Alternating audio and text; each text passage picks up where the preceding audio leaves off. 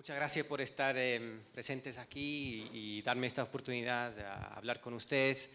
Muchas gracias a la Embajada Británica también y mi socia, compañera Lucía Valenzuela también.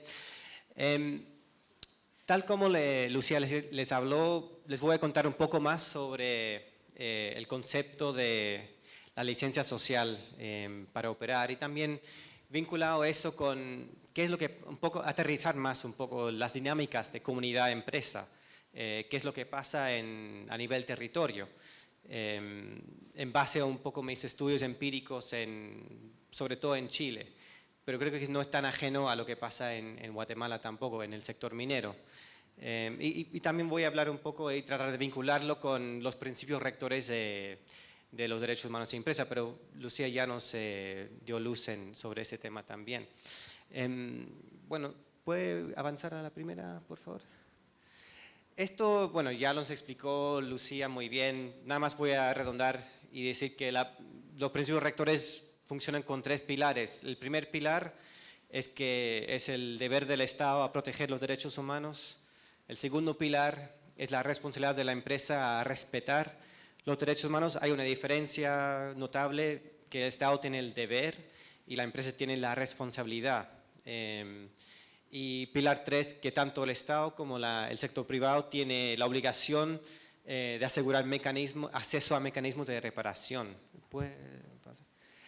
Y aquí nada más nos recuerda que los principios rectores se aplican a todos los estados, a todas las empresas, se incluye todos los derechos humanos internacionalmente reconocidos, pero no implica una obligación legal, aunque la presentación que acabamos de ver con el ejemplo de Surinam demuestra que estamos avanzando poco a poco en esta materia y también está muy importante notar un movimiento hacia un tratado internacional para que los principios rectores sean vinculantes. Bueno, pues seguir. Y aquí tienen unos ejemplos de cómo los principios rectores se trasladan en derechos actuales. Por ejemplo, en cuestión laboral tenemos el derecho a no a la discriminación. El trabajo infantil sería vulnerar el derecho de educación, derecho al trabajo, trabajo esforzado, vulnera el derecho de la esclavitud o no al trabajo forzado. En cuanto a impactos a la comunidad, vemos el medio ambiente, que es muy común, ¿no? Que vemos quejas muy frecuentes con el tema del medio ambiente. Ahí estamos vulnerando un derecho a la calidad de vida y a una alimentación adecuada a veces, y tierra de propiedad, bueno, el derecho a la propiedad, en fin. Y ahí pueden ver un ejemplo de cómo lo pueden operacionalizar más. Y los derechos humanos para los principios rectores se habla se han teorizado clasificado tres tipos de impactos. Primero existe el impacto de manera directa, y esto puede ser obviamente, no cabe explicar tanto más sobre, que puede ser una lesión o muerte en el lugar de trabajo de la empresa misma. O sea, es un impacto directo, un derrame de petróleo o despedir a un trabajador por causa de embarazo. Después existe de manera indirecta, y esto es muy común para las empresas transnacionales, porque como sabemos hoy en día las empresas transnacionales están cada vez achicándose y subcontratando todo. Entonces tienen subcontratistas en todas partes, puede ser una maquiladora aquí en Guatemala, o una empresa de agrícola que vende sus productos para una empresa que los fabrica, ¿no? Un producto para el consumidor, para tomar o beber. Entonces eso puede ser un abuso cometido por parte de proveedor o contratista. O sea, no se puede solo subcontratar y también subcontratar su responsabilidad, lo que dice los principios rectores. Y de hecho el CEO, el gerente general de Unilever, la semana pasada dijo algo muy similar a estas palabras, que si estamos subcontratando nuestro trabajo y servicios, tampoco estamos subcontratando nuestros deberes a los derechos humanos.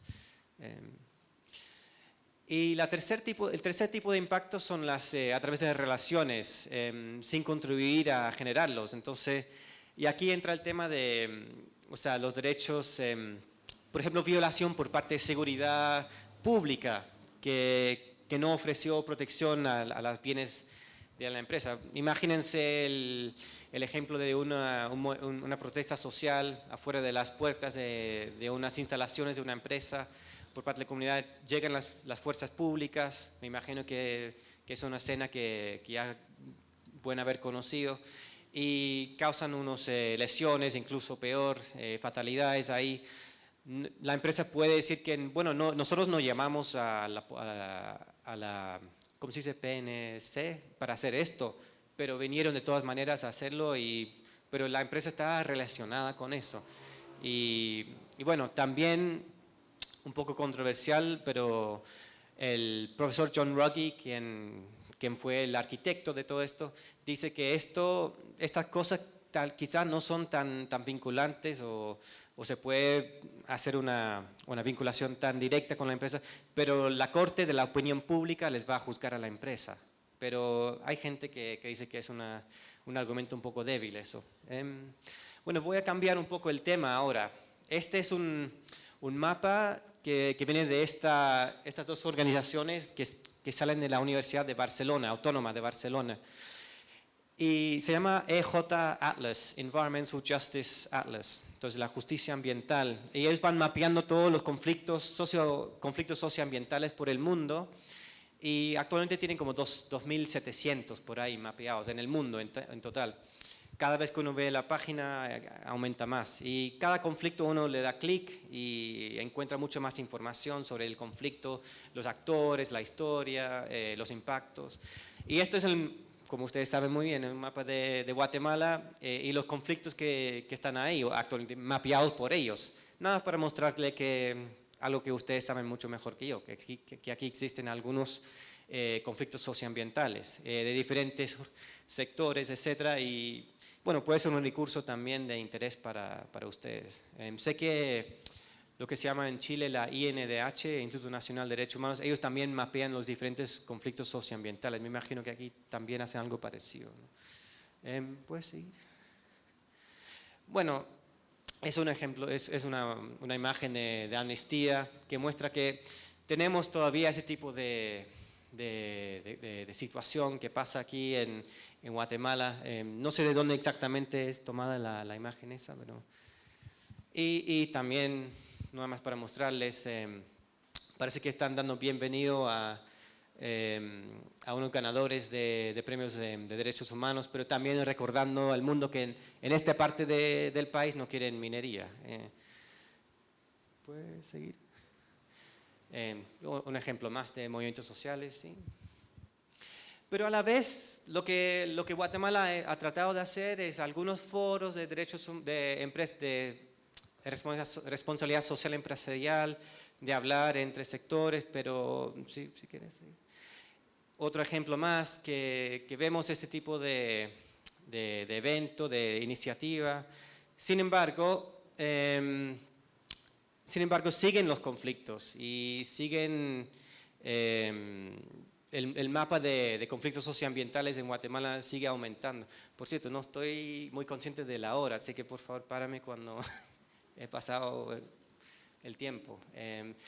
Bueno, la licencia social para operar, ¿cómo la entienden ustedes? No sé si alguien aquí tiene una idea de qué quiere decir, qué significaría para una empresa, sobre todo una licencia social.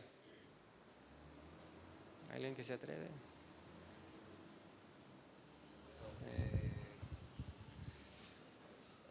Bueno, en principio, pues el Estado, pues como digamos que regula todo en Guatemala, y pues regula pues actividades como lo que es la extracción de recursos naturales o el uso de los mismos. Entonces se da pues determinadas autorizaciones que dan los ministerios. Pero desafortunadamente el tema, digamos, de la licencia social es la que pues se ha visto pues afectada, o la que no, muchas veces no obtienen las empresas, pero no es una licencia, llamémosle legal, sino que es ya venir, dialogar con las comunidades, darles la información, dialogar con ellos y así pues lograr algunos acuerdos o consentimientos de estas comunidades. Entonces pueden tener las empresas todas las autorizaciones que da el Estado, de los ministerios, pero la mayoría pues no cuenta con esta licencia social. Sí, sí, sí. Muy bien. Y además en los principios rectores el John Ruggie hace referencia a, no sé si una o dos veces a la palabra licencia social. Y cuando él habla sobre la Corte de Opinión Pública, también está haciendo referencia a la licencia social, a la legitimidad, ¿no? Y la reputación. Para los más puritanos de derechos humanos, ellos dicen que esto no es un tema, no hay que meter el tema instrumental, el tema económico o reputacional a este tema. Los derechos humanos, como escuché ayer, son para cumplir, no para negociar. O sea, esto no es para ya, ¿qué gano yo por cumplir los derechos humanos? No es una cuestión de qué gano yo, lo haces y nada más. Fin de debate. Sí. Bueno, esto nada más es una diapositiva que nada más es más bien para el sector privado, para demostrarles estudios que han calculado el costo económico a la empresa por no cumplir con los derechos humanos, o sea, por no tener una licencia social, cuánto les cuesta. Y no voy a entrar en detalle de cuánto la cifra es diferente, pero uno puede hacer el argumento con mucha facilidad de que el no respetar los derechos humanos les va a salir muy caro. Bueno, hoy por hoy, como decía, las empresas necesitan sobre todo las empresas que hacen extracción de recursos naturales, necesitan una licencia social que es algo intangible, no es un certificado. Quizás a la empresa le gustaría que fuera un certificado porque sería más fácil de administrar. Y tampoco es legalmente obligatorio, o sea, no hay ningún gobierno del mundo que dice la licencia social es algo que necesitas como tener siempre, permanente. Y la licencia social existe cuando se considera que el proyecto de una gran envergadura tiene la aprobación amplia y continua y la aceptación de la sociedad para llevar a cabo sus actividades. Está enraizada en las creencias, percepciones, opiniones de la población local y por lo tanto es otorgada por la comunidad. O sea, es la comunidad que la otorga si se puede otorgar. Y como decía, es intangible, dinámica y bueno, y sabemos que hay muchos problemas para conseguirlo. Y según estos autores canadienses, el proyecto consigue un nivel óptimo de licencia social cuando las comunidades perciben los beneficios para sus medios de vida y la economía local y es visto como justo, según ellos. Y respeta la cultura local y ha logrado confianza, incluyendo cumplimiento con promesas. Y una de las quejas que yo siempre he escuchado donde vaya yo, sea Chile, Brasil, Perú, aquí Guatemala, es que las empresas no cumplen con sus promesas, que antes hacían promesas de que iban a hacer tal cosa con la comunidad, pero que no cumplieron con eso al final. Y cuando eso ocurre se destruye en un instante la confianza que se había construido desde antes. Y bueno, hay muchas cosas que se podrían hacer para evitar eso y lo podemos discutir un poco después cuando termino la presentación.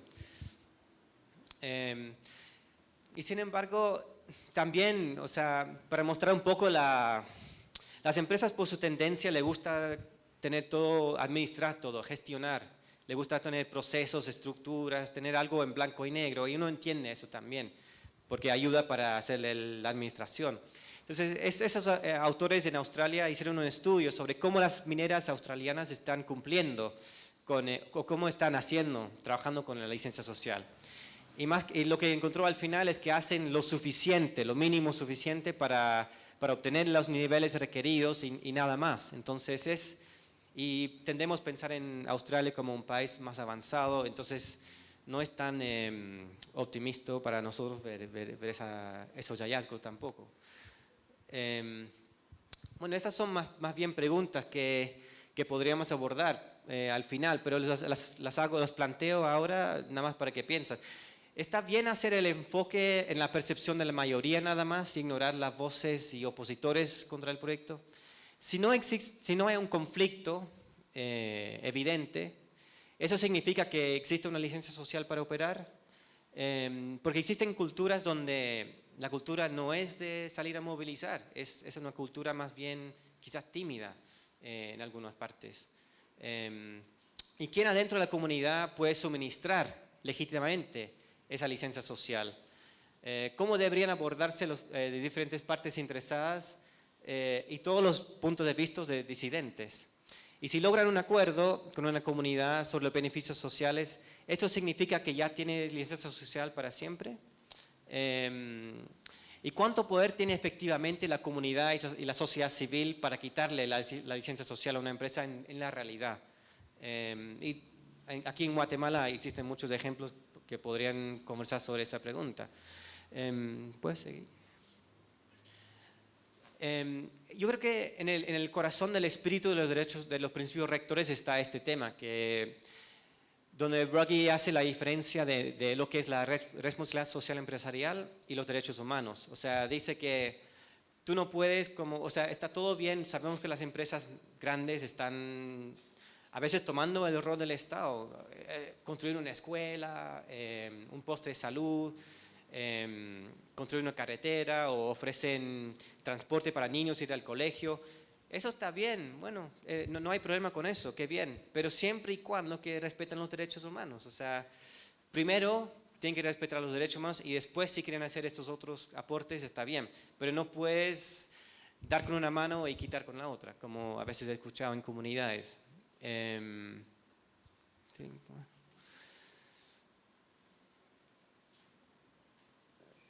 Sí, y ahora quería, bueno, aterrizar un poco más sobre, ¿cómo voy con el, quién está contando el, sí? Sobre este tema de corporate community engagement, que la traducción que me sale más es una participación entre empresa y comunidad.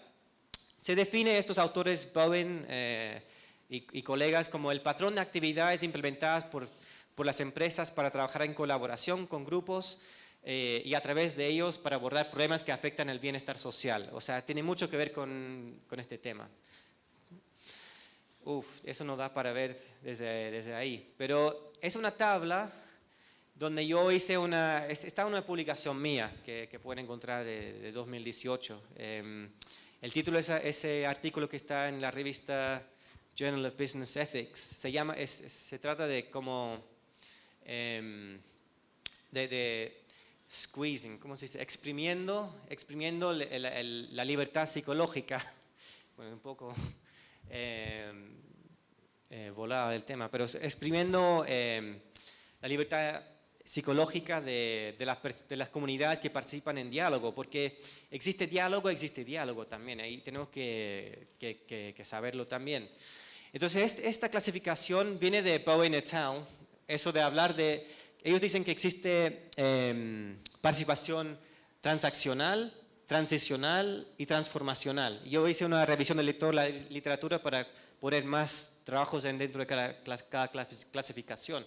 Entonces, los típicos ejemplos de transaccional es lo que vemos en América Latina y aquí en Guatemala seguramente, que es la filantropía, como esa cultura dice en Chile, el patrón del fondo, de dar como regalías unas veces al año, de caridad. Y aquí quien tiene el poder es la empresa. Después existe el transicional. Y eso vemos y escuchamos cada vez más hoy en día. Es más bien como, bueno, yo lo llamo como una forma de construir puentes entre empresa y comunidad.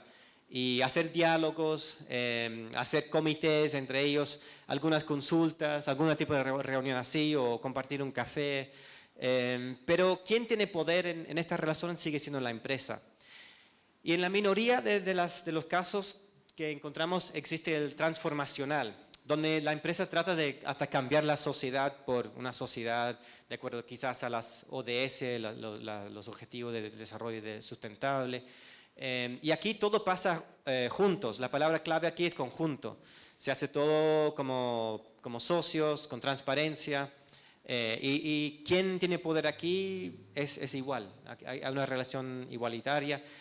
Y en el fondo de todo esto, mi aporte es hablar sobre un pilar de base, sobre el respeto a la libertad psicológica de los participantes. O sea, que ellos tienen también el derecho de decir no a cosas y vetar y no estar obligados a participar y siempre ir por el mal menor, porque a veces el mal menor sigue siendo un mal bastante grave, si me entienden. ¿Sí?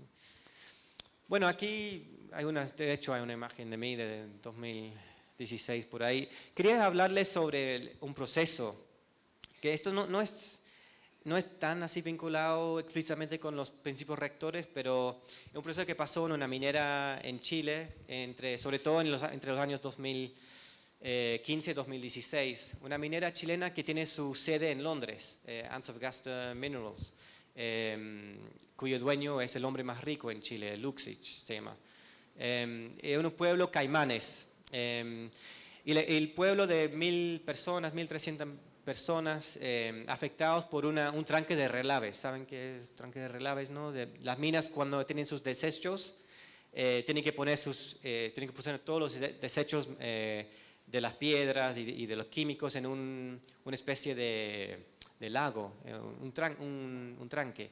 Y aquí, obviamente, en cada minera lo tiene que hacer. Así funciona la minería. Entonces, es el tranque de relaves, dicen, el más grande, más alto de Sudamérica. Entonces, la comunidad sufría mucho por el tema del agua, hicieron huelga de hambre, muchos procesos en la calle, fueron a Francia para levantar el tema, con muchos documentales. ¿Puedes pasar? Bueno, ahí pueden ver otros ejemplos y como letreros en el pueblo. ¿Sí?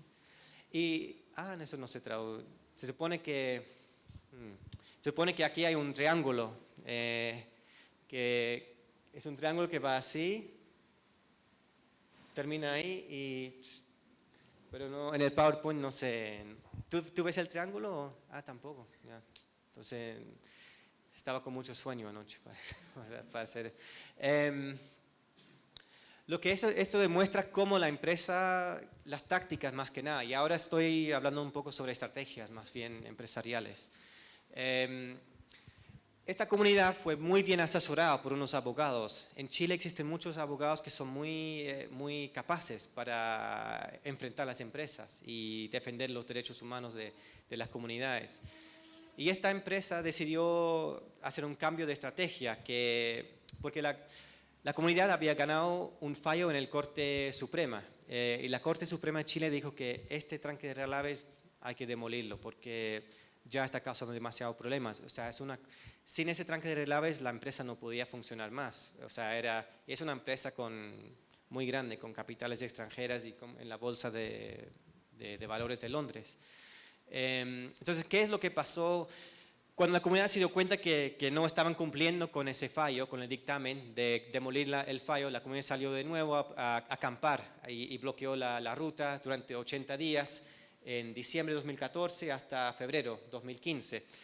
La empresa dijo que vamos a cambiar de estrategia, cambió todo su equipo, trajo nuevos funcionarios que estaban más actualizados con el tema de comunidades y cómo hacer relaciones, etcétera. Entonces, lo primero que hizo la empresa fue invitar a los abogados de la comunidad a una reunión. Le dijo que, mira, estamos todos cansados. Nosotros como empresa, tanto como ustedes, no aguantamos más esto. Tenemos que dialogar y negociar y resolver el conflicto. El conflicto tiene que terminar. Y los abogados dijeron que, bueno, ¿qué es lo que plantean ustedes? No podemos trabajar sin el tranque tiene que estar ahí. Pero entendemos que hemos como abandonado un poco la comunidad, entonces estamos dispuestos a entregar cada familia una cantidad de dinero, como $45,000 por familia y un fondo de 25 millones de dólares para la comunidad. Y si ustedes logran a convencer a la comunidad a aceptar esto, le pagamos $4,5 millones de dólares a ustedes abogados. Así que los abogados volvieron a la comunidad a decir que mira, tenemos la mega oferta para ustedes. Los que resistían dicen que esto es pura cooptación, se han vendido, pero entonces lo que hizo la empresa después fue comenzar el diálogo. Comenzaron muchas reuniones de diálogo. La empresa contrató, y esto no es una crítica, por favor, pero contrató Transparencia Internacional de Chile para que observara todo, que fuera todo transparente, un mediador de una universidad chilena, sí, que es un psicólogo. En la comunidad siempre lo llaman el psicólogo, porque él estaba ahí para él hablaba más y la empresa quedaba sentada atrás. Entonces hacían foros muy parecidos a esto, se pueden ver en YouTube, y habla el mediador, el facilitador y los abogados, y explicaban todas las promesas y todo el trato. Y esto culminó con una consulta pública, es decir, un referéndum, y la empresa planteó que si el 70% de ustedes votan a favor, esto va. Y si es menos que 70, esto no va. Al final el 58% votó a favor y los opositores celebraron, pero los que sí votaron a favor hicieron una nueva como colecta de firmas y mostraron que no, era más que 70 al final.